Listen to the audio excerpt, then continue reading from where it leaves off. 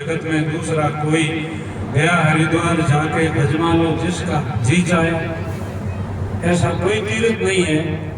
सत्संग के सिवान ऐसा तीर्थ कोई नहीं है। ऐसा मतलब ये बोला राम जी बाबू जी महाराज, गंभीर राम जी बाबू जी महाराज, हेमा राम जी बाबू जी की कृपा हो, संतों की मेहरबानी, सदगुरु की दया हो, हमारा चौका भाग है, पुण्य हकरा है, ये टाबरा ये माताओं बहनों वाला कोई गुरुबली कमाई है, इन वास्ते मतलब अपना सत्संग मिली।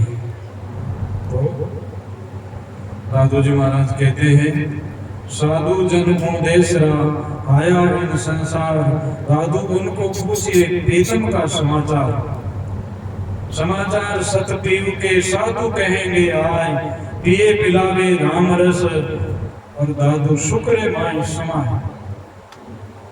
इसलिए कबीर साहब, दादू साहब, दरियाव साहब, गरीब साहब, जो भी महात्मा संसार के मायने आया है, गरीब साहब कहते हैं नानक दादू अगम अगादू तेरे जांच खेवट सही।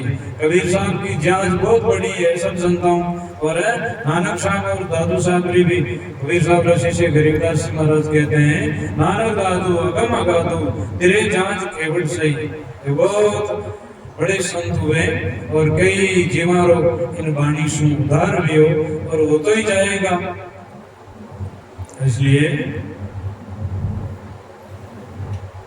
आप हमारे सज्जन भाई हो, बहनों हो, कुछ भजनों से वाणी सुनते आए, आपका कान पवित्र हुए हैं, और थोड़ी सी एक किसान की बात कह करके, एक विद्यार्थी की बात कह करके, और एक भजनाना की बात कह करके, और कुछ वाणी का शब्द लेकर के मेरी वाणी को विश्राम करता हूँ।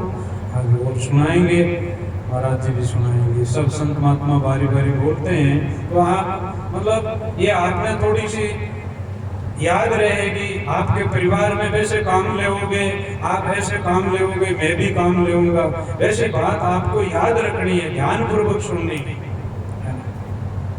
जैसे आप लोग सभी किसान की संतान हो, राजस्थान के माटी के मिनक हो, किसान आदमी था, गुजर कोई जाट, ऐसा मतलब किसान खेती करने वाला था पुराने टेमरे मायने।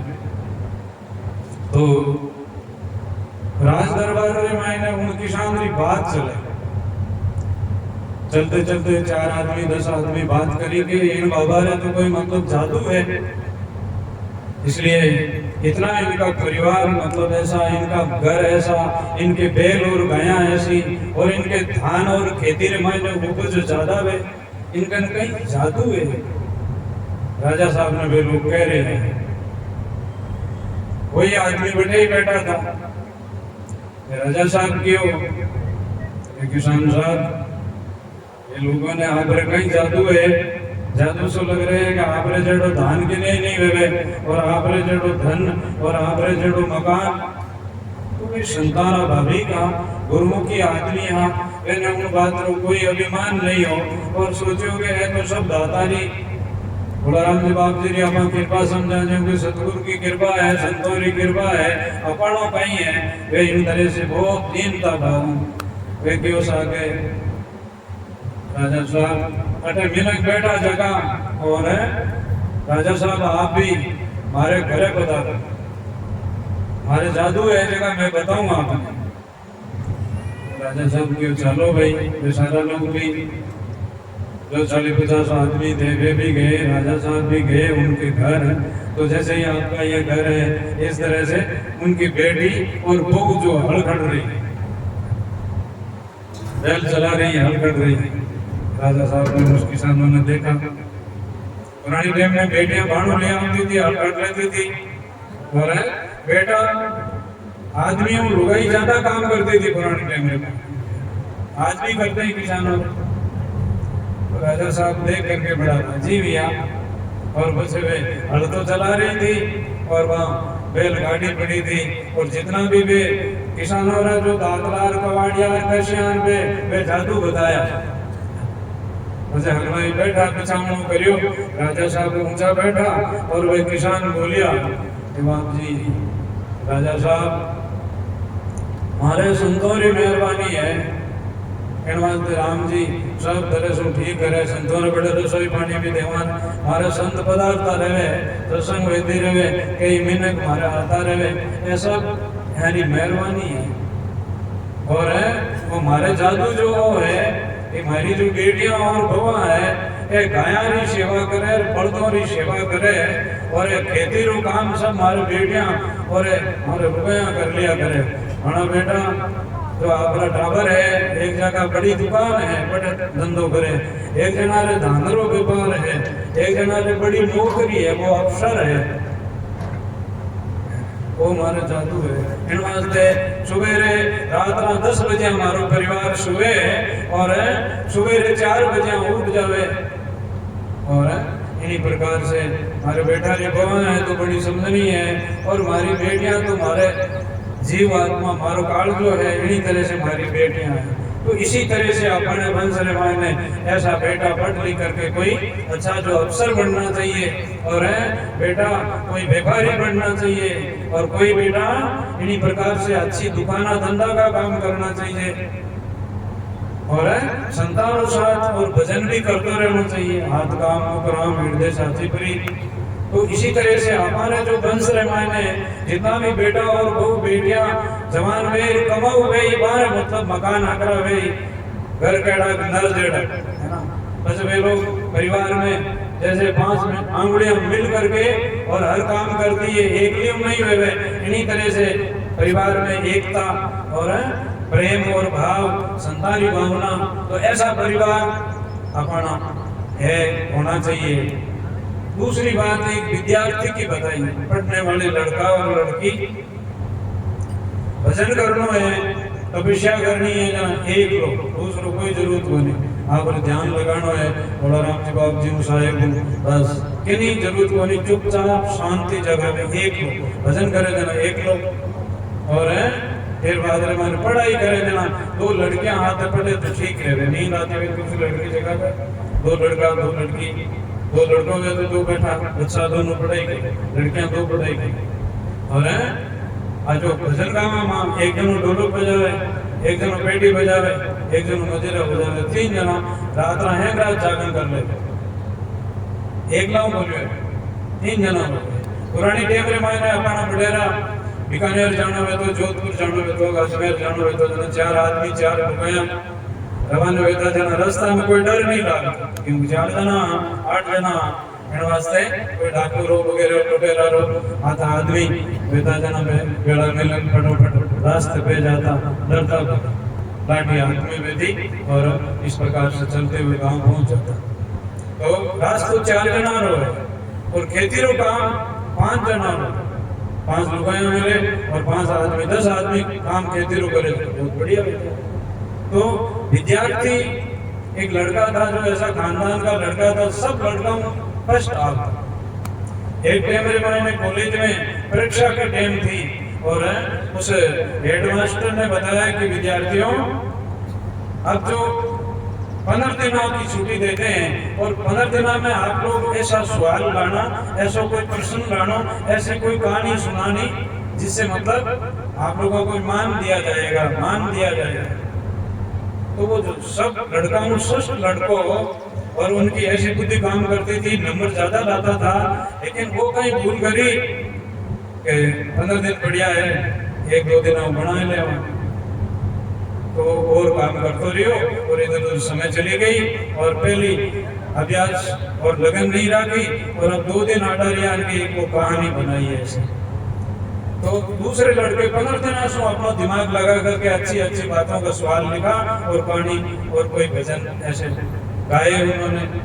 तो उनसे कोई दूसरा लड़का हाँ वो बढ़िया प्रश्न कियो उन माते ईमान उन्होंने मिलियो और उन लड़का ने कुछ नहीं मिले क्योंकि वो समय नहीं लगाई उन्होंने और दूसरी जगह उन कोई काम काज नहीं और समय इस तरह से लगा कि उन विद्यालय माए ने वो मन लगा करके उनके में ऐसा जो विचार नहीं किया इन वास्ते वो लड़का सभा मान ज्यादा पाता था लेकिन उन दिन बिल्कुल उनका आदर नहीं हुआ और उसको ईमान नहीं मिला।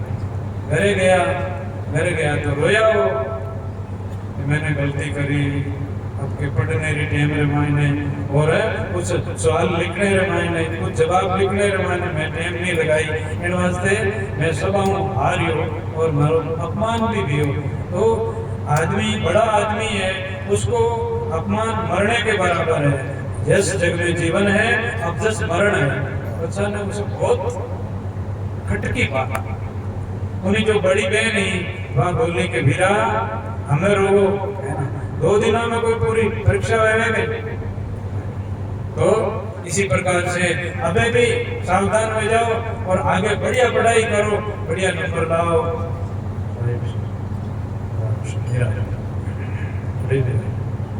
तो अब उस लड़का ने सावधान होकर के पढ़ाई करी और बढ़िया नंबर लाया और बढ़िया डॉक्टर बन गया वो। और फिर डॉक्टर बनने के बाद मायने भी उन्हें पैसा इकट्ठा करने की नीति नहीं रही, दूसरा लोग भलो हुए ऐसे काम करने की उनकी भावना थी। उनके माता पिता ने कहा कि बेटा तुम डॉक्टर बने हो तो धन तो तुम्हारे खूब होगा, लेकिन गरीबों का इलाज फ्री करना, लोगों ने सुखी करना, तुम सुखी होगी। तो इसी तरह से पढ़ने वाले लड़के जो है, ज्यों ज्यों परीक्षा आती है, ज्यों ज्यों वो लड़कियां हैं लड़के हैं, बिल्कुल सावधान पूर्वक पढ़ो, आपका नंबर बढ़िया आएगा। उस टाइम में आपने गलती कर दी तो फिर बाद में 12 महीने की पढ़ाई आपकी ऐसे जाएगी और नंबर ठीक नहीं आएगा। बुद्धि से पढ़ना, सवेरे जल्दी उठ करके पढ़ना और इन्हीं तरह सावधान पूर्वक पढ़ना। कोई भी काम भजन करना है, खेती रो काम करना है, पढ़ाई करनी है, वो मेहनत तो करनी है, दिमाग लगा करके करनी है। तीसरी बात है भजन करने वालों की, नाम स्मरण की बात है। एक आदमी कोई धनवान भी था और रूपवान भी है, बलवान भी है और घरे भी साधन गाड़ियां वगैरह, मकान भी अच्छा बना लो, लेकिन उन आदमी का अभिमान आया, अभिमान गिराता है। चाहे कोई साधु हो, गृहस्थी हो, और कोई भी अच्छी करनी करने वाले लोगों ने भी अहंकार आ जाते तो गिर जाते हैं। और तो अभिमान तगड़ डुबो देता है। वो आदमी कने सूटकेस, कोई थैला और कोई कटिया, कोई सामान भरिया है। वो आदमी तो एक ही है और उन्हें वो मान गुमान टिकट लिए को नहीं, ऐसे गाड़ी में बैठे और सामान भी वो पास कई लोग सीटा लेनी चाहिए। अब गाड़ी चाली और वो टीटी आया, सबका चेक करते उस भाई आगे पास में आया। उन्हें तो अभिमान हो, मैं तो एड़ो धनवान आदमी हूँ, मैं एड़ो बलवान आदमी हूँ और मारो एड़ो तरह से लेने देने ये बड़ा काम नहीं आता है। कैसा भी कुछ भी हो, रेल है, हवाई जहाज है, तो वो सही उनका जो नेम है वही नेमा से चलेगा, नहीं तो नहीं चलेगा। वो आदमी टिकट दिखाओ भाई, सूटकेस हमारा है, ये सामान हमारा। अरे सामान में क्या करना है, टिकट। अरे टिकट तो इतना गए, हमारा सामान तो बहुत बड़ा है, हमारे घर गाड़ी बताओ आपने, हमारी कोठी बताओ आपने।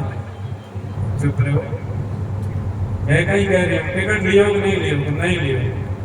चलो आग लड्डे गाने आए और फिर बाद में थानेदार से बात कर ली थी, पुलिस को बुला ली थी और बाद में उनका सामान भी उतार लिया और फिर बाद में उसको पकड़ करके थाना में बंद कर दिया, सामान तो मारे गया और उसको जेल में डाला। जेल में डाला के बाद में पता लगा सभा ने वो मतलब बटारो जो कानून है वे पैसा भी देना पड़िया और उन्हें अपमान भी हो और फिर बाद में अकल आई। इसी तरह से अपना गुरु महाराज वो राम भजन करने रो वो गुरु महाराज वो शब्द देवे वो अपने टिकट देवे, वो टिकट जिन मिनका गने नहीं वेला तो जो उन्हें रेलवे मायने वेली जो अपनी भजीती वे, है ना। कबीर साहब कहते हैं दिल्ली में अपन रोज सुनते हैं, पानी से पैदा किया नक्सिक साज बनाए, उन साहिब ने क्यों भूलिया गाड़ा रे वो सराय, हाथ पिता सत बंधवा और दुलेनी नार, है ना। यह सब बीच ने शोभा है दिन चार, आई गिने मेल चुने मुंडा देते धाम, जब जमकंडा बैठ सी कोई नहीं आवेगा। हे कबीर साहब नाम नहीं छोड़ो मारी एली, तो वो जो उन्हें टिकट इनकरे काम आवे, जो अपने नाम काम आवेला, इन वास्ते वो भजन करो। काम करते हुए, नाम लेते हुए, सोवा तो, जागा तो, उठा तो, बैठा तो, दर्शों निकला तो स्नान करा तो कपड़ा पहरा तो लेकिन शू अपना बाप जी महाराज ने याद करो, नाम लो, स्मरण करो, बच्चों ने अच्छा संस्कार देवो, बेटारी बवा बेटियां बेटा हाँ तो ठंडो रखो, आंखों में शर्म रखो, जेब में नरम रखो, हकरा बोलो, जेब में गरम रखो, कमाओ बेटा बनो, बवा बनो, और हृदय में दया रखो।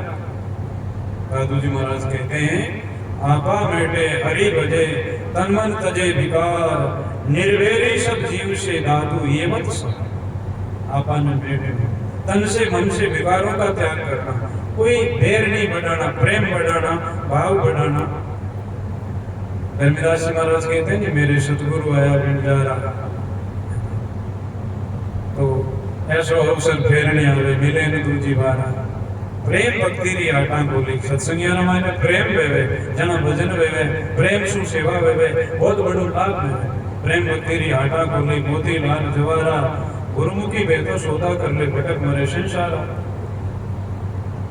फिर कहा कि ऐसी जो वस्तु है वो अमोल वस्तु है, उन अमोल वस्तु ने उन आदमी ने जो टिकट करे की नहीं समझो ना कि उससे टिकट तो ही तो गए, इन्हीं तरह सोचा कि वो नाम ही तो गए, लेकिन वो नाम तो बहुत बड़ो काम करे, अपना भंसरो भलो हो जावे, भिनखारो भलो हो जावे, जीव आत्मा रो कल्याण हो जावे, और जका संत महात्मा तिरिया जका नाम से ही तिरिया।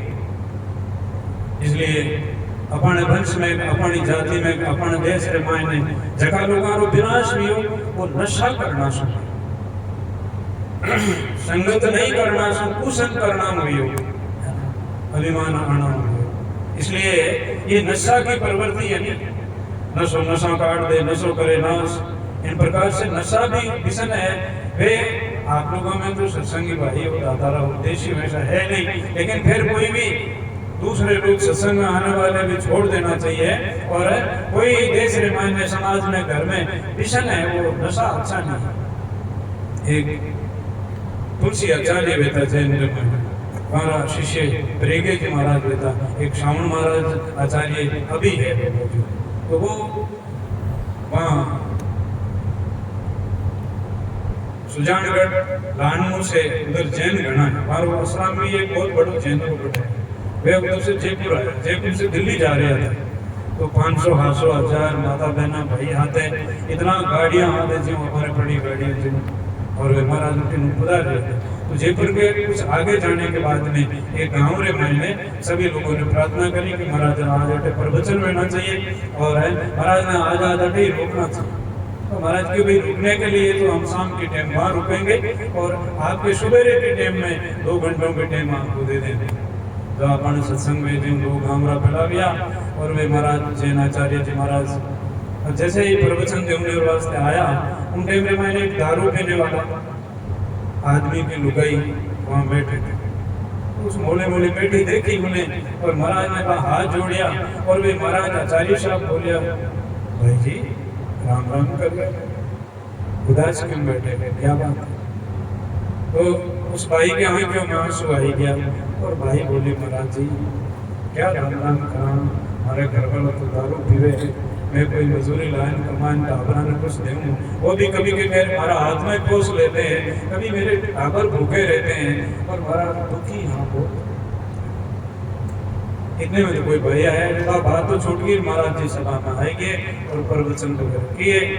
वह समय जो पूरी भी बाद में महाराज पैदल चलते हुए शाम को वहाँ पर लोगों की भीड़ लगी, और वहाँ प्रवचन करते टाइम रामायण महाराज ने वह बात याद आई, तो वहाँ के कोई 2 आदमियों ने वापिस उन गाँव भेजा, और उन गाँव के जो वे सत्संग कराने वाले सज्जन लोग थे, उन्होंने कहा कि वो दारू पीने वाले की औरत मेरे को मिली थी, उन आदमी को और बच्चों को और लुगाई को मेरे पास में करना। तो गए ले आए तो वो दारू आदमी बैठो सामने, और वह भाई बैठी, उनके 2-3 बच्चे भी बैठे। महाराज ने पूछा कि ये तो आदमी कमाता नहीं है, कमाता है और कमा देता है, और तू कभी थोड़ा सा कुछ मजदूरी ला करके बच्चों को क्या करती है, शाम के टाइम में भूखे रहते हैं जब। तो उस भाई ने कहा कि ये इन बाप के बच्चे हैं, इन वास्ते जब वो बच्चे सोते नहीं है तो एक दो लपड़ मेलते हैं मुंडे के ऊपर और सो जाते हैं, रात भर भूखे ही पड़े रहते हैं। महाराज के आंखों में आंसू आई गया। वो इस प्रकार से खने हुए थे, कई लोगों ने दया आई और महाराज ने बोला कि अरे भाई दारू वाले ये काम करते हो, है ना, देख तुम्हारे बच्चों की हालत, तुम्हारी औरत की हालत, तुम्हारे घर की हालत, और तुम इसी तरह से ये गुटखे खाते हो और इस तरह से मतलब कुछ करते हो, देखो आपकी समय। तो उन्होंने दारू छोड़ दिया और वो शुद्ध। इसी प्रकार से विषम जो कोई प्रकार के हैं वो अपने समाज में, घरों में, इसलिए सत्संगी भाई कोई प्रकार के विषम भी नहीं करते हैं, आदत बड़ी अच्छी रखते हैं और अपना जीवन सुधारते हैं। सदगुरु बंदी छोड़ साहेब की जय हो। राम जी।